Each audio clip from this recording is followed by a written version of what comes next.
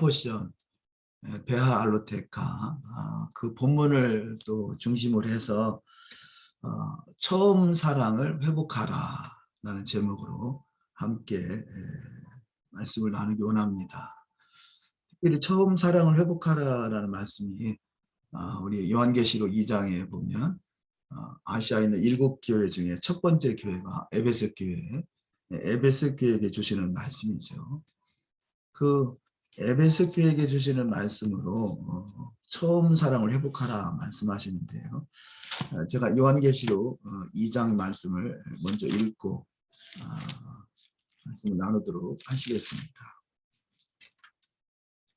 요한계시록 2장 1절 이하 말씀. 에베소 교회의 사자에게 편지하기를 오른손에 7뼈를 붙잡고 7 금초대사에 다니시는 이가 가라사대 내가 내 행위와 수고와 내 인내를 알고 또 악한 자들을 용납지 아니한 것과 자칭 사도라 하되 아닌 자들을 시험하여 그 거짓된 것을 내가 드러낸 것과 또 내가 참고 내 이름을 위하여 견디고 게으르지 아니한 것을 아노라. 그러나 너를 책망할 것이 있나니 너의 처음 사랑을 버렸느니라. 그러므로 어디서 떨어진 것을 생각하고 회개하여 처음 행위를 가지라. 만일 그리하지 아니하고 회개치 아니하면 내게 임하여 내 촛대를 그 자리에서 옮기리라. 아멘. 오늘 요한계시록에 기록된 말씀을 통해서 가장 첫 번째 교회로 에베소 교회를 하나님이 말씀하시고 에베소 교회에게 또 칭찬받을 일도 있겠습니다만 중요한 것은 처음 사랑을 회복하라라고 말씀하고 있습니다. 우리가 처음 사랑하면 무엇이 떠오를까요? 물론 에덴 동산에 있었던 아담과 하와가 가장 처음 하나님의 사랑을 받은 자가 되겠죠. 근데 사실 아담과 하와도 그가 에덴에서 결국 동산에서 쫓겨나게 된 그 과정이 여호와의 말씀을 거역하게 된 거죠. 선악을 알게 하는 실과를 먹지 말라 했을 때 결국 사단의 유혹을 받아서 선악을 알게 하는 실과를 먹게 됩니다. 하나님께서는 정령 죽으리라 말했지만 사탄은 죽는 것이 아니라 오히려 너도 하나님같이 될 수 있다라고 미혹했던 것이죠. 그래서 하나님의 말씀은 진리인데 이 진리의 말씀을 거역하게 되는 것이 미혹인 것이죠. 그래서 성경은 미혹된 백성이라 미혹된 백성이 광야에서 다 멸망하였다라고 말씀합니다. 에덴에서 있었던 사건도 하나님의 말씀을 거역한 사건이고 이것이 처음 사랑을 버린 것이라면 우리가 우리 얼마 전에 이 오순절을 오순절 절기를 잘 지켰지 않습니까? 오순절에서 주어지는 이 절기가 결국은 이스라엘과 하나님과의 결혼이라 그러죠. 그래서 이 오순절에 주어진 여호와의 토라는 결혼 언약서라 그럽니다.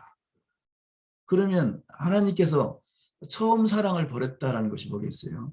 자, 이스라엘과 처음 맺은 결혼 언약을 파괴하게 되는 것, 그것이 결혼 언약서인 토라를 거역하는 것이 처음 사랑을 버린 것이다라고 저는 그렇게 믿어집니다. 그러니까 에덴에서 여호와의 말씀을 거역한 것이 처음 사랑을 버린 것이라면 이스라엘이 여호와의 토라를 거역한 것이 처음 사랑을 버린 것이다라고 할 수 있겠습니다. 그래서 여호와의 토라의 말씀을 우리가 잘 마음에 간직하는 것, 이것이 하나님과의 사랑을 계속 유지하는 것, 언약 관계를 유지하는 것이다라고 할 수 있겠습니다. 그래서 처음 사랑이 과연 버려졌는지 어디서부터 떨어졌는지를 잘 점검하는 것이 필요할 것입니다. 오늘 본문에 보면 지금 요한계시록 1장에서 7 등대가 등장하죠. 7 등대. 그래서 요한계시록 1장 12절에 보시면 몸을 돌이켜 나더러 말한 음성을 알아보려고 하여 돌이킬 때 1급 금촛대를 보았는데, 자, 1급 금촛대가 등장하고요. 13절에 촛대 사이에 인자 같은 이가 발에 끌리는 옷을 입고 가슴에 금띠를 띠고 이렇게 말씀하시죠. 그래서 요한계시록은 1급 금초대에 대한 이야기라고 할 수 있겠습니다. 1급 금초대. 근데 오늘 본문 말씀, 오늘 토라 포션의 본문도 바로 1급 금초대인 거죠. 그래서 1급 금초대 등불을 켤 때 이것이 제목이 되겠습니다. 그렇듯이 토라 포션의 말씀과 지금 요한계시록의 말씀과 연결되는 것을 우리가 볼 수 있겠습니다. 그 연결점이 있는 것이죠. 또 그 다음 구절에 보시면 20절 말씀에 내가 본 것은 내 오른손의 7별의 비밀과 7 금촛대라. 7별은 7교회의 사자요. 7 촛대는 7 교회니라. 아멘. 자, 7 금촛대라. 7별은 7 교회의 사자요. 또 7 촛대는 7 교회니라. 이렇게 말합니다. 자, 촛대 하나가 있는데, 등잔이 하나가 있는데, 그 불을 밝히는 그 등잔 위에 촛대가 7개가 있는 거죠. 하나의 등잔에 메노라에 7 불을 밝힐 수 있는 촛대가 있는 거죠. 그래서 7 촛대는 7 교회니라 이렇게 말씀합니다. 그래서 여기 에베소서, 서머나, 버가모, 드아드라, 사데, 빌라델비아, 라오디게아 이 7 교회가 등장합니다만 7 교회는 하나의 등잔을 상징하는 것이죠. 그래서 이 7개의 교회는 이 촛대가 성전에 있는 거잖아요. 성막에 이 성소에 있는 것인데 그 하나의 등잔에 7 금촛대가 이렇게 붙어 있는 거죠. 이것이 하나인 것이죠. 다시 말해서 우리가 그 오늘의 본문 말씀에 7 금촛대, 7 등잔에 불을 밝히라 그러죠. 7 그 등잔에 불을 밝히는 말씀과 요한계시록에 있는 7 금촛대, 곧 7 교회에 대한 말씀과 같은 말씀인 것이죠. 그래서 교회는 곧 성소에 있는 7 등잔과 같은 것이죠. 그래서 교회와 이스라엘은 하나인 것이죠. 여기 지금 7 교회를 말씀하고 있습니다만 7 교회라는 것은 하나의 이스라엘을 상징하고 있다라고 할 수 있겠습니다.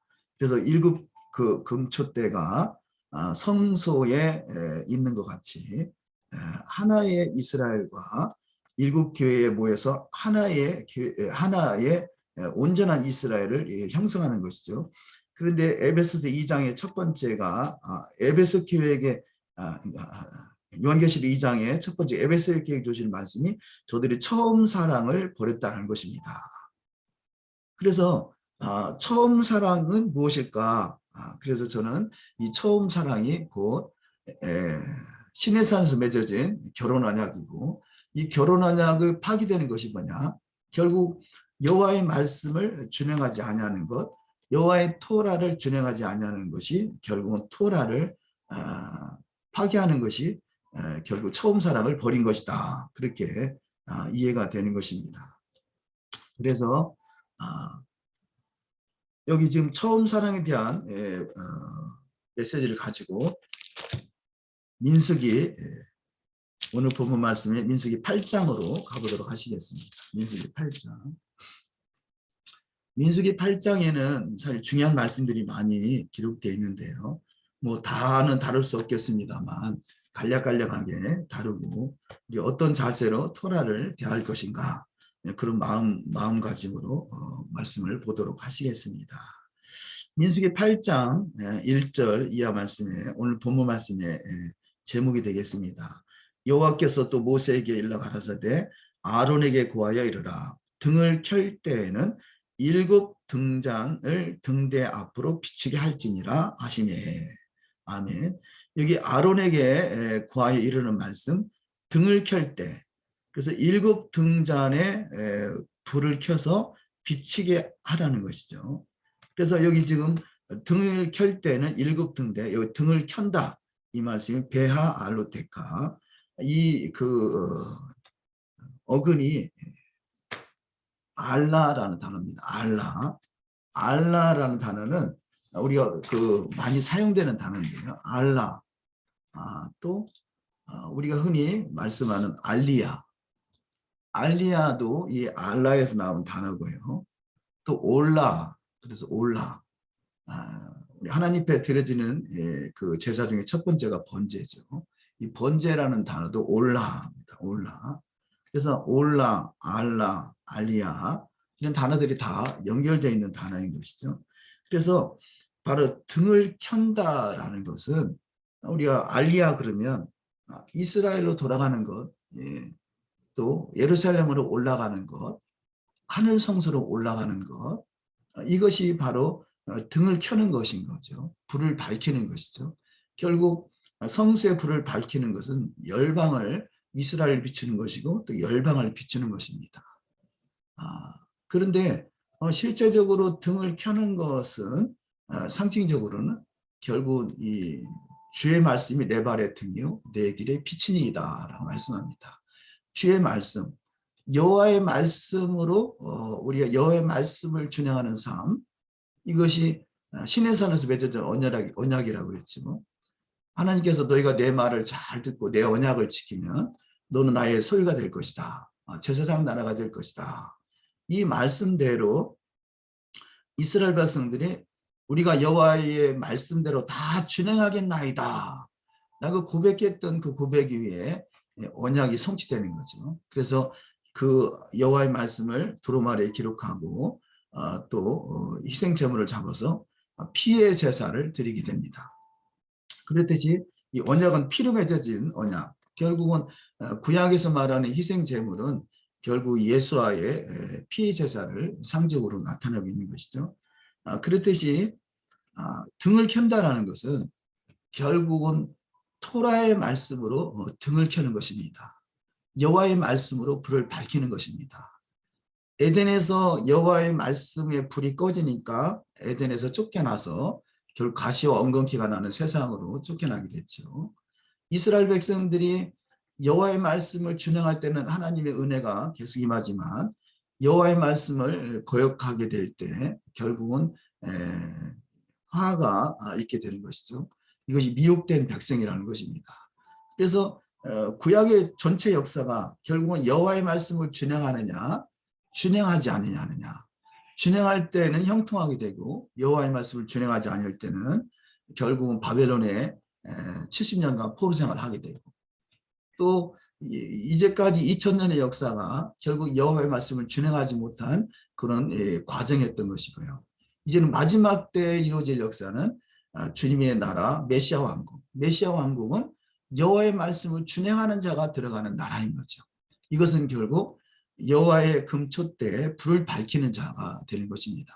그래서 여호와의 금초대를 이사야 11장 2절에 있는 말씀으로 여호와의 7영이다 이렇게 표현합니다.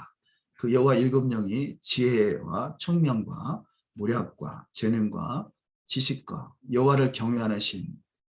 그래서 여호와를 경외하는 신으로 충만한 그 나라가 메시아 왕국인 것이고, 그래 여호와를 경외한다라는 것은 그 첫 번째가 등에 불을 밝히는 거죠. 토라의 불을 밝히는 것. 어찌 보면 히브리어의 그 22개의 그 알파벳 중에 가장 적은 단어가 요드라는 단어입니다. 요드. 이 요드라는 단어가 가장 작은 단어이긴 하지만 이 요드는 곧 하나님의 말씀, 하나님의 씨를 상징합니다. 그래서 중요한 단어들의 요드부터 시작이 되죠. 여호와라는 이름도 요드헤이 바브헤이. 그래서 요드로부터 시작이 됩니다. 하나님의 말씀, 하나님의 씨인 거죠. 예수아를 말할 때도 요드로부터 시작이 됩니다. 또 여호수아를 말할 때도 원래 여호수아가 호세아에 있었는데 호세아 앞에 요드를 붙이니까 여호수아가 된 것입니다. 그렇듯이 가장 중요한 것이 히브리어의 가장 작은 단어이긴 하지만 가장 중요한 씨. 씨는 땅에 묻히면 보이지 않죠. 그러나 이것이 때가 되면 자라나서 결실을 맺게 됩니다. 그래서 등을 켜는 것도 결국은 여호와의 토라의 말씀으로 시작되는 것을 상징하고 있다라고 할 수 있겠죠.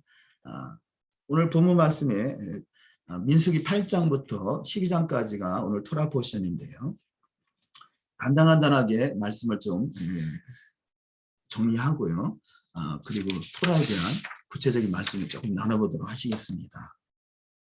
여기 등을 켠다라고 말씀하시고요. 또 4절에서 이 등대의 제도는 이러하니 곧 금을 쳐서 만든 것인데 여기 금을 쳐서 만든다 그럽니다. 그래서 등을 만들 때 금 한 달란트를 쳐서 만드는데요. 이 금 한 달란트가 한 덩어리라는 거죠. 한 덩어리. 한 덩어리를 쳐서 만드는 것입니다. 그래서 이스라엘은 한 덩어리인 것입니다. 하나인 거죠. 하나. 그래서 우리 신앙은 하나로 회복되는 것. 이것이 너무 중요합니다. 6월절은 각자 개인의 구원을 말씀하겠다면 결국 초막절은 한 덩어리가 되는 거죠. 그래서 초막절 전에 있는 대속제일은 이스라엘의 심판인 거죠. 이스라엘이 과연 하나님 앞에 한 덩어리가 되어 있는가. 그래서 우리 그 여호와의 절기를 통해서 모든 많은 메시지를 주고 있습니다만 시작은 개인의 구원을 통해서 시작됐다면 완성은 그 7덩어리가 하나로 모어지는 한 덩어리가 되는 것, 이것이 중요하겠습니다. 근데 한 달란트의 금덩어리를 가지고 이 일곱 금초대를 만든다는 것이 보통 기술 가지고 안 되겠죠. 보통 정성 가지고 안 되겠죠. 그만큼 우리 신앙이 얼마나 그 정성을 들여야 될 것인가를 또 상징으로 나타내고 있다고 할 수 있겠습니다. 그래서 정금 한 달란트로 그 메누라를 만들었다는 것이고요. 또 다음 말씀에 보면 8장 18절에 보시면 이러므로 내가 이스라엘 자손 중 모든 처음 난 자의 대신으로 레위인을 취하였느니라. 초태생의 원리라고 그러죠. 이스라엘 자손 중 모든 처음 난 자. 하나님은 처음 난 자. 그래서 장자의 축복인 것이죠. 장자. 그래서 이스라엘은 지금까지도 그 장자의 장자 논쟁이라 할 수 있겠습니다. 장자 논쟁. 그래서 아브라함의 후손들이 많이 있는데 아브라함의 후손이 이스마엘과 이삭이죠. 그래서 육체적인 장자는 이스마엘이고 영적인 장자는 이삭인 거죠. 그래서 이스마엘의 후손들, 아랍 족속들, 이스마엘의 후손들이 지금까지도 우리가 장자라 말하는 것이고, 그 이삭은 약속의 씨로 말미암아 하나님의 장자는 이삭이다. 그래서 이삭의 후손으로 그 이스라엘이 우리가 장자다. 그런 그 논쟁으로 지금까지도 논쟁하고 있는 것입니다. 그렇죠? 그래서 에서와 야곱도 마찬가지. 에서가 장자다. 그런데 하나님이 정하신 것은 야곱이다. 그래서 하나님의 정하신 대로 갈 것이냐, 아니면 육체적인 장자로 갈 것이냐, 이것이 끊임없는 논쟁인데요. 오늘 본문 말씀의 18절에서 이러므로 내가 이스라엘 자손 중 처음 난 자의 대신으로 레위인을 취하였느니라. 이 말씀이 출애굽기 24장에서 시내산 언약을 맺고 모세가 돌판을 받으러 시내산에 올라간 그 사이에 40일을 참지 못해서 금송아지 우상을 만들지 않습니까? 그래서 금송아지 우상을 만드는 그 사건 이전에는 처음 난 자를 통해서 모든 사역들이 이루어졌다면, 그러나 금송아지 사건으로 인해서 누구든지 여호와의 편에 서기를 원하는 자는 나와라. 그래서 그때 여호와의 편에 서는 자가 바로 레위인이었던 것이고, 이들을 통해서 하나님께서 이들에게 비로소 너희가 헌신되었느니라 이렇게 말씀합니다. 그래서 헌신된 레위 지파를 통해서 성막에 사는 모든 일들을 레위인이 맡게 되고요. 그 중에서 구별된 이 아론의 후손들을 통해서 제사장 지파로 세움을 받게 됩니다. 그래서 처음 난 자, 하나님은 분명히 장자로 세우긴 하지만 장자가 반드시 처음 난 자가 되어야 되느냐, 아니면 하나님의 약속의 말씀대로 이루어지느냐라고 할 때 약속의 말씀대로 레위인을 통해서 이루어진 것, 약속의 말씀대로 이삭을 통해서 이루어진 것, 또 약속의 말씀대로 그리스도를 통해서 이루어진다는 것을 우리가 깊이 깨달아야 될 것입니다. 그래서 그리스도를 통해서 우리도 얼마든지 장자의 축복의 권한을 부여받았다는 거죠. 그래서 출애굽할 때도 사실은 이스라엘 백성만 출애굽한 것이 아니라 허다한 잡족들이 함께 출애굽을 하게 되고요. 허다한 잡족들이 유월절을 지키기 원한다면 동일하게 너희들도 여호와의 토라의 말씀대로 준행해야 된다라고 말씀하고 있죠. 오늘 본문 말씀에서 넘어간 9장에서 보시면 9장에서 두 번째 유월절이 등장하게 됩니다. 물론 첫 번째 유월절은 1월 14일, 니산월 14일이 되겠습니다. 그런데 이 유월절 때 부정하게 아직 부정이 해결되지 않은 사람은 그 유월절을 지킬 수 없기 때문에 한 달이 지난 다음에 정결하는 의식을 통해서 두 번째 유월절에 참여할 수 있도록 하는 거죠. 그래서 이때도 보시면 9장 13절 이하 말씀을 보면 그러나 사람이 정결도 하고 여행 중에도 있지 아니하면서 유월절을 지키지 아니하는 자는 그 백성 중에서 끊쳐지리니 이런 사람은 그 정기에 여호와께 예물을 드리지 아니하였은즉 그 죄를 당할지며 14절 만일 타국인이 너희 중에 우고하여 여호와 앞에 유월절을 지키고자 하면 유월절 율례대로 그 규례를 따라서 행할지니 우고한 자에게나 본토인에게나 그 율례는 동일할 것이니라. 아멘. 자, 우고한 자나 본토인에게나 그 토라는 동일하다라는 거죠. 그래서 만일 타국인이 너희 중에 우고하여 여호와 앞에 유월절을 지키고 한다면 우리는 타국인이죠. 근데 우리가 예수를 믿어서 이제는 주님의 신부다라고 너희가 믿기를 원한다면 이스라엘 백성들이 지키는 토라대로 그 본토인에게 그 우고한 자에게나 본토인에게나 그 토라대로 지키는 것이 동일하다라는 것이죠. 이것이 출애굽할 때 출애굽기 12장에서도 약속하셨고요. 또 제2의 유월절로 부정하게 됐던 자들, 저들도 이 유월절을 지키긴 해야 되는데 부정함이 해결되지 못하면 지킬 수 없었기 때문에 한 달 후에 다시 지킬 수 있도록 제도를 만드는데 그때도 동일하게 타국인이나 본토이나 동일한 토라를 적용시키고 있는 것을 볼 수 있습니다. 그래서 유대인은 토라를 알고 있는 사람들이니까 예수를 믿으면 토라를 더 잘 지키겠죠. 그러나 우리는 토라를 모르고 있었던 사람이니까 예수를 믿으면 이제는 토라를 더욱더 열심히 배워야 되겠죠. 그래서 먼저 알고 있느냐 나중에 알게 됐느냐의 차이는 있을 수 있지만 그러나 분명한 것은 우리 아직 모르고 있었다면 토라를 열심히 배워서 토라를 준행하는 법을 배워야 될 것입니다. 왜냐하면 우리가 그 본토인에게 접붙임을 받아서 주님의 신부가 됐다라고 우리가 믿는다라면 당연히 이스라엘의 그 아브라함의 기업으로서 상속받을 자격 있는 자고 아브라함의 기업에 상속받을 자격 있는 자는 당연히 물론 늦둥이 같은 인생이지만 그러나 부지런히 열심히 노력해서 유대인을 따라가야 될 것이고 오히려 유대인들을 식인하게 하는 것이 우리가 토라를 잘 준행하는 것이다 라고 그렇게 볼 수 있겠습니다.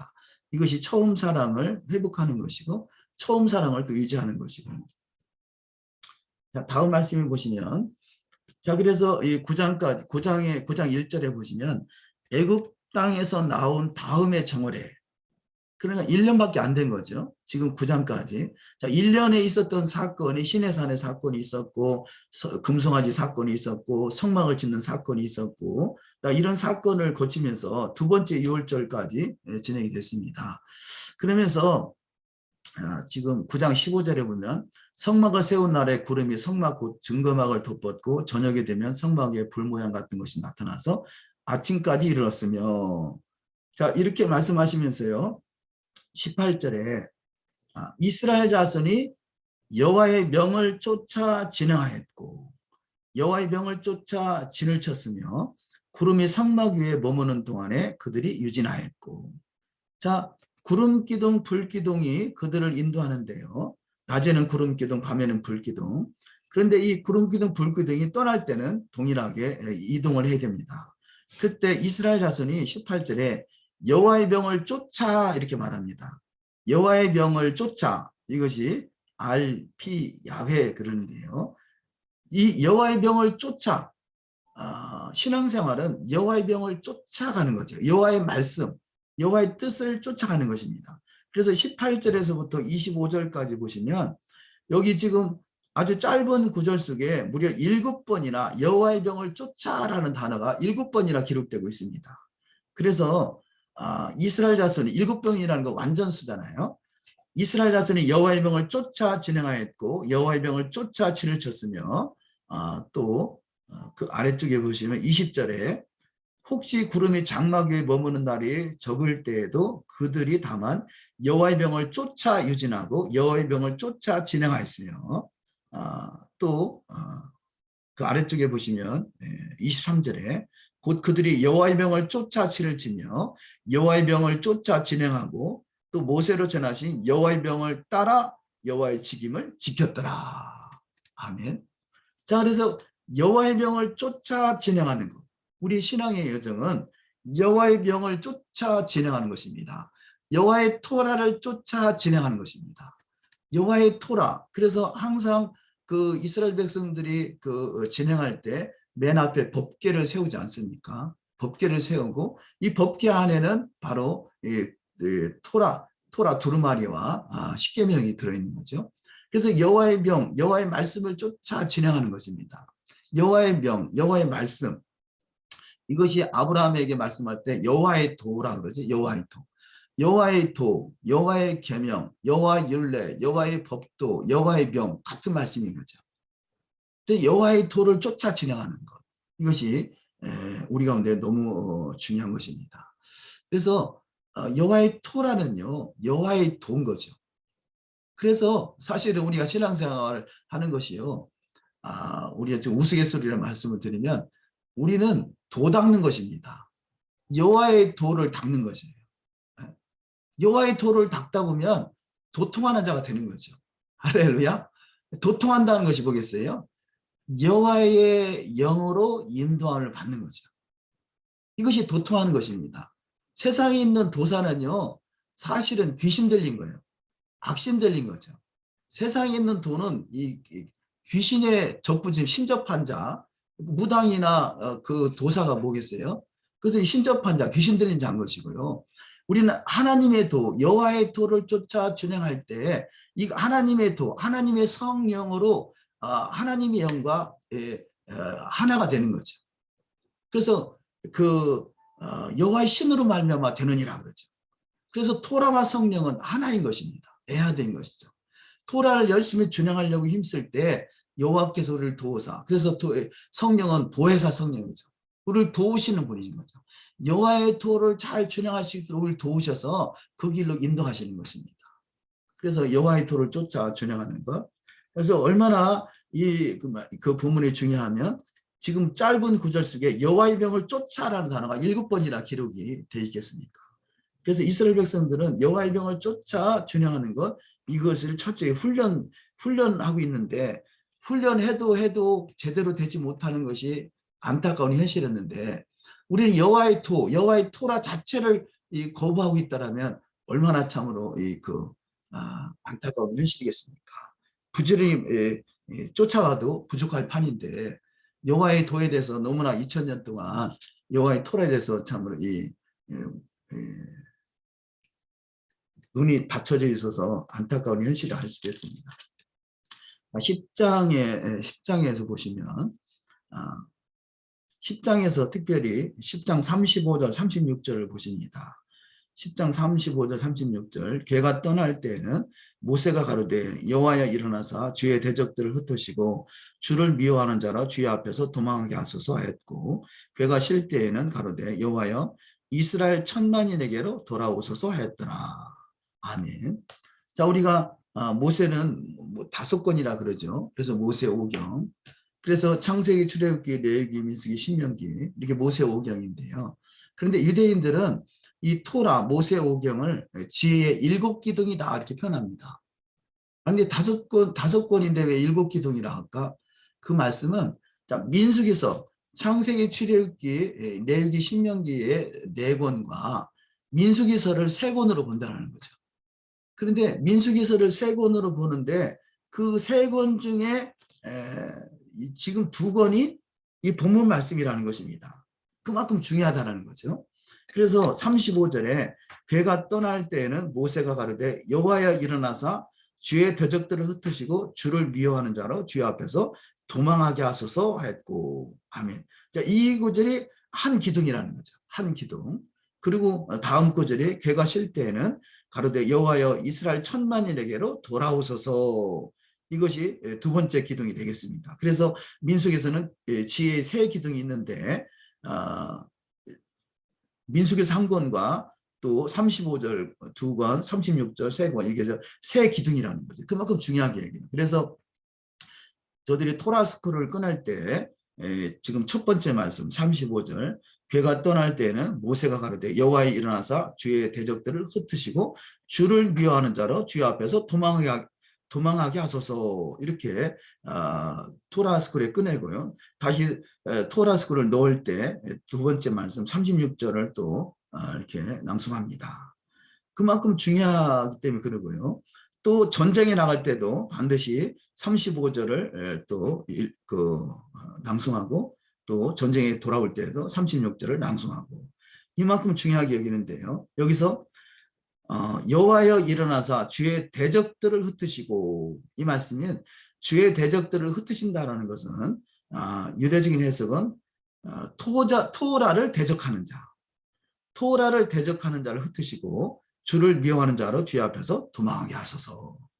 그래서 누가 주를 대적하는 자냐? 토라를 대적하는 자가 주를 대적하는 자라는 것이죠. 토라를 대적하는 자, 주를 대적하는 자. 그래서 우리 아까 요한계시록 2장에서 읽은 말씀에 이런 말씀이 있었죠. 제가 읽어드리겠습니다. 요한계시록 2장에 보면 2장 4절 그러나 너를 책망할 것이 있나니 너의 처음 사랑을 버렸느니라. 그러므로 어디서 떨어진 것을 생각하고 회개하여 처음 행위를 가지라. 만일 그리하지 아니하고 회개치 아니하면 내가 내게 쓰며 내 촛대를 그 자리에서 옮기리라. 아멘.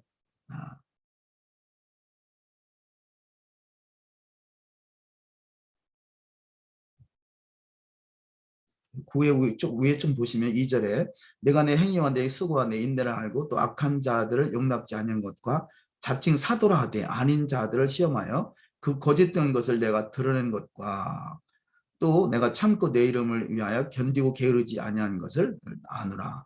자, 자칭 사도라 하되 아닌 자들을 시험하여 그 거짓된 것을 내가 드러낸 것과 자, 처음 사랑이 토라라면요. 토라라면 토라를 거역하는 것은 자칭 사도인 것이죠. 자칭 사도. 그래서 내가 내 행위와 내 수고와 내 인내를 알고 내 악한 자들을 용납지 아니한 것과 자칭 사도라 하되 아닌 자들을 시험하여 그 거짓된 것을 내가 드러낸 것과. 자, 누가 자칭 사도고 누가 자칭 선지자냐? 토라를 거역하는 자는 자칭 사도고 자칭 선지자가 될 것입니다. 사실 구약에서 다 예언하고 있는 말씀들 아니겠습니까? 어찌 보면 세례 요한이 회개하라 천국에 가까웠느니라 이렇게 말씀하죠. 그런데 세례 요한이 뭘 회개하라고 했겠어요? 우리가 토라를 거역한 것, 토라를 벗어난 것, 토라의 삶을 준행하지 못한 것을 회개하고 돌이키라는 것이죠. 그래서 지금이 샤밧이죠. 샤밧은 슈브, 회개하고 타부, 언약 안으로 돌아오는 것이 샤밧이라는 것입니다. 샤밧. 그동안의 한 주간의 삶이 샤밧을 벗어난 삶이었다면 이제는 샤밧, 토라 안으로 들어오는 것. 언약 안으로 들어오는 것, 이것이 진정한 샤밧의 의미가 되겠습니다. 그렇듯이 이 본문 말씀에 처음 사랑이 토라라면 누가 자칭 사도고 누가 자칭 선지자냐? 토라를 거역하는 것, 토라를 왜곡하는 것은 자칭 사도고 자칭 선지자라고 할 수 있겠습니다.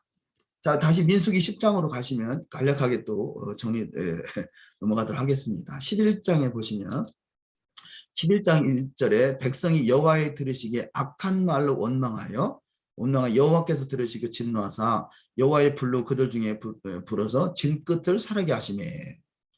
자, 악한 말로 원망하며 또 4절에 이스라엘 중에 섞여 사는 무리가 탐욕을 품으매. 그래서 악한 말로 원망하고 탐욕을 품는 자들, 자, 이런 자들로 인해서 결국은 모세가 기도하게 되죠. 12절에 이 모든 백성을 내가 잉태하였나이까 내가 어찌 그들을 생산하였기에 주께서 나더러 양육하는 아비가 젖먹이는 아이를 품듯 그들을 품에 품고 주께서 그들의 열조에게 맹세하신 땅으로 가라 하시나이까. 그들의 열조에게 맹세하신 땅으로 가라 하시나이까 라고 하면서 이 모든 백성에게 줄 고기를 내가 어디서 얻으리이까. 그들이 나를 향하여 울며 가르되 우리에게 고기를 주어 먹게 하라 하은즉 책임이 심히 중하여 나 혼자는 이 모든 백성을 줄 수 없나이다. 자, 나 혼자는 이 모든 백성을 줄 수 없나이다. 이렇게 말하죠. 그런데 15절 이하에 주께서 내게 이같이 행하실진대 구하옵나니 내게 은혜를 베푸사 즉시 나를 죽여 나로 나의 곤고함을 보지 않게 하옵소서. 여호와께서 모세에게 이르시되 이스라엘 노인 중 백성의 장로와 유사되는 줄을 내가 아는 자 70인을 모아 데리고 해막 내 앞에 이르러 거기서 너와 함께 서게 하라. 여기 백성의 장로와 유사되는 줄을 내가 아는 자 70인 그러죠. 근데 사실은 출애굽 시내산에서 출애굽 언약 맺을 때 그때 70인의 장로가 등장하잖아요. 아니 근데 70인의 장로가 있었는데 여기 지금 또다시 70인을 세우라 하시고 또 모세의 말로 보면 14절에 책임이 심히 중하여 나 혼자 이 모든 백성을 칠 수 없나이다 그러잖아요. 그런데 출애굽기 24장에 있는 내용에 거기 70장로가 있고 아론과 훌이 있고 그래서 모세가 돌판에 기록된 말씀을 받으러 올라가는 사이에 아론과 훌에게 자기 직임을 맡겼었잖아요. 거기 분명히 사람들이 있었음에도 불구하고 그 70장로들이 있었음에도 불구하고 왜 여기서 나 혼자라고 할까 하는 거죠. 그런데 전승에 의하면 이 이스라엘 백성들이 원망하는 사건들로 인해서 결국은 이 70장로들, 이 70장로들이 해야 할 역할이 뭐냐? 모세를 도와서 하나님의 일을 하나님 사역을 해야 될 사람들이 그 사역을 감당하지 못하므로 결국은 이 70장로들도 같이 죽었다는 거죠. 그래서 다시 70장로를 세우게 되고 이들에게 하나님의 신을 부으셔서 선지자 되게 하시는 거죠. 그래서 10장 29절에 보면 11장 29절 모세가 그에게 이르되 내가 나를 위하여 시기하느냐 여호와께서 그 신을 그 모든 백성에게 주사 다 선지자 되게 하시기를 원하노라. 아멘. 여호와께서 그 신을 그 모든 백성에게 주사 다 선지자 되게 하시기를 원하노라. 자, 여호와께서 그 하나님의 신을 이 지금 70장로들에게 주어서 선지자 되게 하셨다는 거죠. 하나님의 신의 역할이 뭐냐? 여호와의 토라를 기억나게 하는 거죠. 여호와의 토라를 기억나고 여호와의 토라를 준행했다면 결코 이스라엘 백성들이 원망하거나 불평하는 일이 없었을 것입니다. 왜냐하면 여호와의 토라의 말씀대로 준행하는 자들이기 때문에. 그러나 여호와의 토라를 준행하지 못함으로 결국 금송아지 우상을 만들고 이런 사건으로 해서 수많은 사람이 죽어지면서 70장로까지 모세를 도와야 될 그런 사람들까지도 죽임을 당할 수밖에 없었고 모세가 나 혼자 일을 감당하고 있나이다. 그래서 하나님께서 70장로를 세우는데 그들에게 하나님의 신을 부으셨다는 거죠. 하나님의 신을 부으사 선지자 되게 하시기를 원하노라. 우리가 에베소에 있는 교회에게 자칭 사도, 자칭 선지자가 누구냐? 처음 사랑을 버린 자, 여호와의 토라를 버린 자는 자칭 사두고 자칭 선지자가 될 것입니다. 자, 자칭 사두고 자칭 선지자고 자칭 장로들이 죽임을 당했다면 이제는 마지막 때 하나님의 신을 부음받은 자, 여호와의 토라를 준행하는 자, 여호와의 토라를 가르치는 자, 그들을 통해서 주님의 때, 재림의 때를 예비하게 될 것입니다.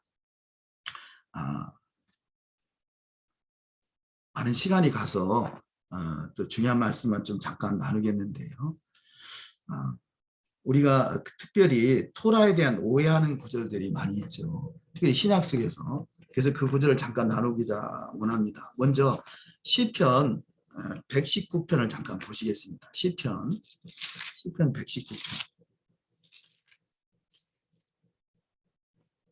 시편 119편 142절 말씀을 보면 시편 119편 142절 주의 의는 영원한 의요 주의 법은 진리로소이다.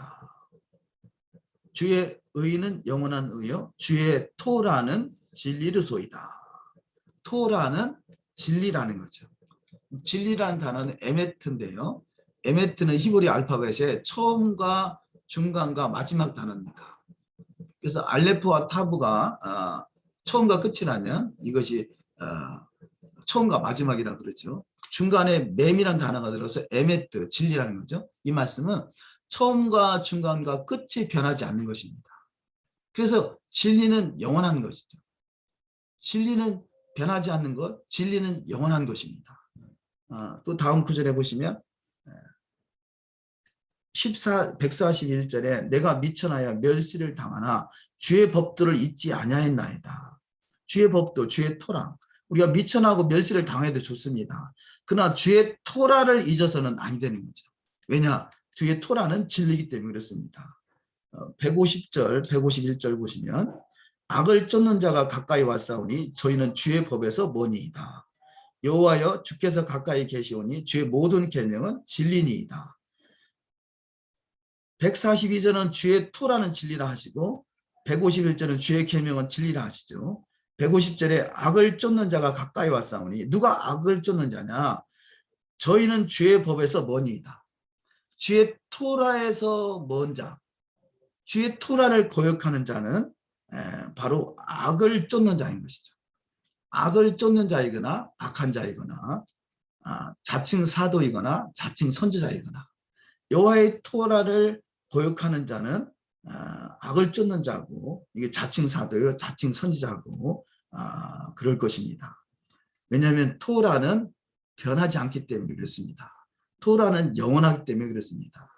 그런데 우리가 특별히 신약에 와서 그 토라가 변했나? 라고 하는 그런 오해의 구절들이 많이 있죠. 특별히 이 서신서를 통해서 사도 바울의 서신서를 통해서 그런 내용이 많이 등장하는데요. 우리 예전에 그래서 할례에 대한 말씀을 좀 나눴었는데요. 오늘은 그 음식물 규례에 대한 내용을 보도록 하시겠습니다. 사도행전 10장. 우리가 지난주에 사도행전 21장을 통해서 거기 야고보와 장로들과 사도 바울과 사도 바울의 제자들과 또 믿는 자들의 수만 명이 있어서 열심히 토라를 준행하는 자들이 있다라고 봤습니다. 거기서 할례나 또 이런 심지어는 어떤 규례와 또 절기, 심지어는 성전 제사까지도 그대로가 다 준행되는 것을 봤었죠. 자, 사도행전 10장에 대한 오해 구절을 좀 보도록 하시겠습니다. 고넬료의 사건인데요. 고넬료. 사도행전 10장에서 보면 특별히 부정한 음식을 먹어도 된다라는 해석을 우리 하고 있죠. 그런데 우리가 내용을 한번 자세히 좀 들여다볼 필요가 있다 싶습니다. 자, 사도행전 10장에 부정한 것을 잡아 먹으라. 이것이 부정한 음식을 먹어도 된다. 이렇게 해석을 하는 거죠. 자, 그러면 사도행전 10장의 그 이해를 돕기 전에 죄송합니다. 요한복음 4장을 잠깐 보시면요. 요한복음 4장에 제가 읽어드리도록 하겠습니다. 요한복음 4장에 보면 사마리아 여인과 예수께서 하시는 그 대화가 나오죠. 그래서 예수께서 그 사마리아 여인에게 물을 달라 하십니다. 7절에서 사마리아 여자 하나가 물을 길러 왔으며 예수께서 물을 좀 달라 하시니, 자, 여기서 물은 실제적인 물이죠. 그런데 13절에 예수께서 대답하여 가라사대 이 물을 먹는 자마다 내가 다시 목마르려니와 내가 주는 물을 먹는 자는 영원히 목마르지 아니하리니 나의 주는 물은 그 속에서 영생하도록 솟아나는 샘물이 되리라. 자, 사마리아 여인이 떠주는 물은 실제적인 물이라면 14절에 내가 주는 물을 먹는 자, 예수께서 주는 물은 실제적인 물이 아니잖아요. 이것은 사실 토라를 말하는 거죠. 내가 주는 토라를 먹는 자는 영원히 목마르지 아니하니 나의 주는 물은 그 속에서 영생하도록 솟아나는 샘물이 되리라. 실제 예수께서 물을 떠주는 것이 아니라 여기서 하는 것은 물과 성령을 거듭나야 된다. 물은 그 토라를 말하는 것입니다. 그렇듯이 예수께서 내가 주는 물이라는 것은 내가 주는 토라를 상징적으로 물이다 표현하는 것이죠. 최소한 예수께서 주는 물은 우리가 마시는 물이 아니라는 것을 이해하실 것입니다. 그렇듯이 자, 이 사마리아 여인이 주는 것은 실제 목마를 때, 육체에 목마를 때 먹는 물이라면 예수께서 주는 물은 육체에 목마를 때 먹는 물이 아니라 뭔가 다른 것을 상징으로 말씀하겠구나 하는 의도가 있잖아요. 그렇듯이 내가 주는 물을 먹는 자는 영원히 목마르지 아니하리니. 그래서 율법이 시온에서 여호와의 말씀이 예루살렘에서부터 나올 그때, 만물을 소생케 하는 그때, 바로 이것이 여호와의 토라의 말씀이라는 것. 그래서 등을 켤 때도 여호와의 토라를 말씀하는 것이라는 것, 첫사랑을 회복하라는 것도 여호와의 토라를 말씀하시는 것, 그런 의도에서 사도행전 10장에 가서 보시면요, 고넬료에 대한 이야기죠. 고넬료. 그래서 고넬료와 베드로의 사건을 잘 기억할 필요가 있습니다. 그래서 사도행전 10장 2절에 보시면 그가 경건하여 온 집으로 더불어 하나님을 경외하며 백성을 많이 구제하고 하나님께 항상 기도하더니. 그래서 고넬료는 이방인이잖아요. 자, 이방인 고넬료가 어떤 삶을 살았느냐? 첫 번째, 하나님을 경외했다라는 거죠. 하나님을 경외했다라는 것은 아브라함이 독자 아들 이삭을 제단에 바치는 사건, 이 사건을 통해서 하나님을 경외했다라고 합니다. 아브라함은요, 심지어 아들까지도 하나님이 바치라는 여호와의 명을 쫓아 여호와의 말씀대로 준행하는 사람이잖아요. 그렇기 때문에 하나님을 경외한다라는 단어를 호칭을 얻게 된 것입니다. 그래서 고넬료가 하나님을 경외했다는 것은 여호와의 말씀대로 준행하는 사람이라는 거죠. 마지막 나라 메시아 왕국은 하나님의 말씀대로 준행하는 나라인 것이죠. 그래서 하나님을 경외하고, 두 번째 백성을 많이 구제하고, 제다카, 우리 신앙의 원리입니다. 첫째 토라를 준행하고, 두 번째 구제하고, 세 번째 항상 기도하는 자. 그래서 이 고넬료가 이렇게 준비된 사람인데, 자, 고넬료는 하나님이 보시기에는 고넬료는 하나님을 경외하고 많이 구제하고 기도하는 사람이었어요. 그런데 베드로가 보기에는 어떤 사람이었느냐? 베드로는 이방인이라는 거죠. 그래서 이방인은 부정한 자들로 생각을 한 거죠. 부정한 자들. 그래서 사도행전 10장 28절을 보십니다.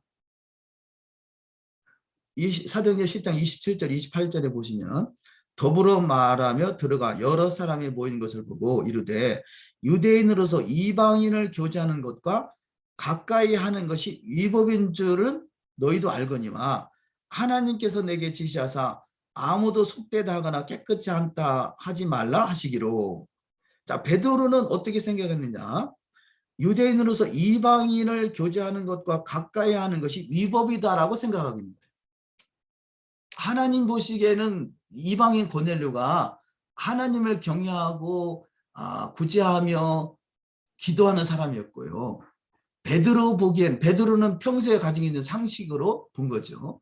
베드로의 상식으로는 유대인에 의하면 이방인과 교제하는 것, 이방인을 교제하는 것과 가까이 하는 것이 위법이다라는 거죠. 불법이다라는 거죠. 이것을 우리가 기억해야 됩니다. 하나님은 유대인과 이방인을 나누지 않습니다. 차별하지 않습니다. 더더구나 그리스도 안에서 하나로 봅니다. 그런데 유대인과 이방인을 나눠서 해석하는 것이 유대적인 유대 전통에 의해서 구전토라죠. 유전 구전토라에서 위법이라고 생각했고요. 갈라디아에서 보면 이 베드로가 이방인과 식사하다가 유대에서 내려오는 어떤 형제들을 보고 후다닥 안 그런 척 했더래요. 그러잖아요. 이것이 위법이라고 생각하기 때문에 그런 거죠. 그러니까 베드로 생각 속에는 부정한 것을 먹는 것, 부정한 것을 먹는 건 위법이다. 그런 사고를 가지고 이방인과 교제하는 것은 위법이다. 그런 생각을 가지고 있는 것이에요. 그래서 하나님께서 그 생각을 깨뜨리게, 너 생각 속에 이방인이 부정하다, 이방인과 교제하는 것이 위법이다 생각하는 그걸 깨뜨리기 위해서 부정한 그 짐승, 이거를 상징으로 말씀하겠다는 거죠. 그런 예수께서 하시는 그 대화 내용, 대화법이 여러 군데가 등장합니다. 아까 요한복음 4장에서 내가 주는 물은, 그는 물은 실제적인 물을 말씀하는 것이 아니라 토라를 말씀하는 것과 같이 여기 위법이다 하는 것이 부정한 음식을 위법이다 말하는 것이 아니, 위법이다, 그 부정한 음식을 말하고자 하는 게 아니라 너희가 이방인을 대하고자 하는 태도가 잘못된 태도라는 것을 깨우쳐 주는 것이라는 거죠. 그래서 위법인 줄 알지만 하나님께서 내게 지시하사 아무도 속되다 하거나 깨끗지 않다. 이것을 너가 생각하는 위법이라는 것이 속되다 하거나 깨끗지 않다. 그것을 하나님 깨끗게 했다는 것은 부정한 음식을 깨끗게 했으니까 먹어도 된다 그런 차원이 아니라 이방인 고넬료 같은 이방인을 대하는 태도가 너가 잘못됐다는 것을 깨우쳐 주기 위해서 이 예화를 들은 것이지 그것이 부정한 음식을 먹어도 된다 그런 차원이 아니라는 것이죠. 그래서 뭐 짧은 시간에 또 길게 이야기하기가 그렇습니다만 이 사도행전 10장을 자세히 한번 읽어보시면 분명히 그런 의도로 기록된 것입니다. 다시 말해서 제가 시편 119편 142절과 151절을 말씀드렸잖아요. 여호와의 토라는 결코 이것이 가감할 수 없고 변할 수가 없는 것입니다. 다시 말해서 변질될 수가 없는 것입니다. 왜냐하면 진리이기 때문에. 진리는 처음과 중간과 끝이 같은 것입니다. 진리는 그래서 영원한 것이죠. 진리는 주님의 나라 메시아 왕국에서 다시 그것이 회복돼서 이루어지는 것입니다. 그래서 이런 내용들을 신약을 보면서 이게 어떤 의도로 말씀하고 있는가를 과거에는 신약이 중심이기 때문에 구약은 다 지나갔어. 그거는 구약은 이게 불완전하기 때문에 신약에 있는 예수만 믿으면 돼. 예수 그리스도만 믿으면 돼라는 사고를 가지고 있었다면 히브리 뿌리 관점에서 해석은 토라는 진리라는 거죠. 토라는 영원하다는 거죠. 그래서 그 토라의 관점, 우리가 왜 요즘에 토라 포션을 계속 묵상합니까? 토라는 기초기 때문에 그런 거죠. 토라는 완전하기 때문에 그렇습니다. 토라는 천지가 없어질지언정 1.1도 땅이 떨어지지 않기 때문에 그렇습니다. 토라는 지극히 작은 것 하나라도 지키면 그가 행하는 자가 천국에서 큰 자가 되기 때문에 그렇습니다.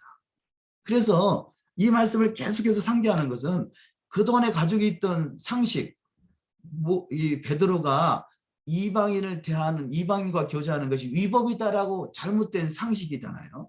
하나님의 말씀은 이방인과 교제하는 것이 위법이라고 말씀한 적이 없어요. 그런데 베드로는 구전 토라에 의해서 이방인과 교제하는 것이 위법이다라는 사고를 가지고 있는 그 생각을 깨뜨리기 위해서 너가 생각하는 부정한 것이라는 그 생각을 이렇게 기억나게 하시는 것이죠. 그것을 마치 예수께서 사마리아 여인에게 내가 주는 물은이라는 것은 실제 물을 말하는 것이 아니다라는 것, 토라를 말하는 것이다라는 것을 기억나게 하듯이 이 사건 또한 너가 생각하고 있는 이방인에 대한 생각, 사고를 버려라. 그래서 결국은 만약에 베드로가 자기 생각을 바꾸지 않았다면 위법인 고넬료를 만나러 가지 않았겠죠. 그런데 자기 생각에 이방인을 만나는 것이 위법이라고 생각하는 그 생각을 깨뜨리도록 하나님께서 그를 기원하신 것이죠. 그래서 다시 그가 하나님의 말씀대로 이방 고넬료를 찾아가서 그에게 말씀을 전하면서 그도 성령 받게 하고 이런 사건이 전개되지 않습니까? 그래서 신약에 대한 그 내용들이 자세히 보지 않으면 거꾸로 보는 토라를 왜곡시키는 그런 쪽으로 해석을 하게 된다는 거죠. 그래서 예전에도 몇 시간 그 할례에 대해서 사도행전 15장 1절에 대한 말씀을 여러 번 나눴던 것도요. 할례에 대한 것도 구전 토라에 의한 할례를 말하는 것이지 성문 토라에 의한 할례를 말하는 것이 아니다라는 것과 사도행전 10장에서도 자세히 보면 고넬료가 가지고 있는 이방인에 대한 편견에 대해서 깨트리려고 하시는 것이지 이 먹고자 하는 음식에 대한 것이 아니다라는 것.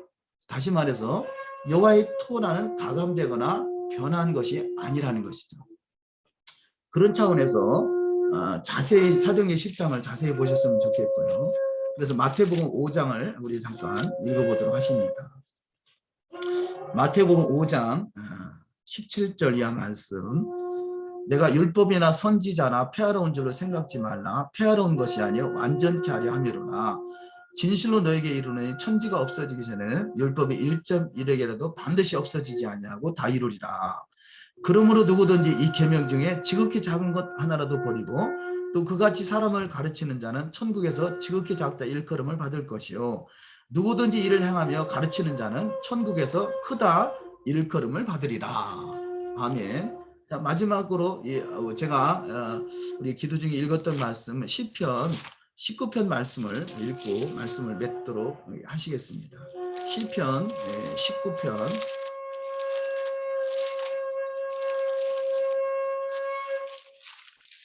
시편 19편 7절 이하 말씀을 읽습니다. 여호와의 율법은 완전하여 영혼을 소성케 하고 여호와의 증거는 확실하여 우둔한 자로 지혜롭게 하며 여호와의 교훈은 정직하여 마음을 기쁘게 하고 여호와의 계명은 순결하여 눈을 밝게 하도다. 여호와를 경외하는 도는 정결하여 영혼까지 이르고 여호와의 규례는 확실하여 다 이루으니 금 곧 많은 정금보다 더 사모할 것이며 꿀과 송이꿀보다 더 달도다. 또 주의 종이 이로 경계를 받고 이를 지킴으로 상이 크니이다. 아멘. 자, 이 주의 종이 이것을 깨닫고 이를 지키는 것, 이것이 바로 상이 큰 자가 되겠습니다.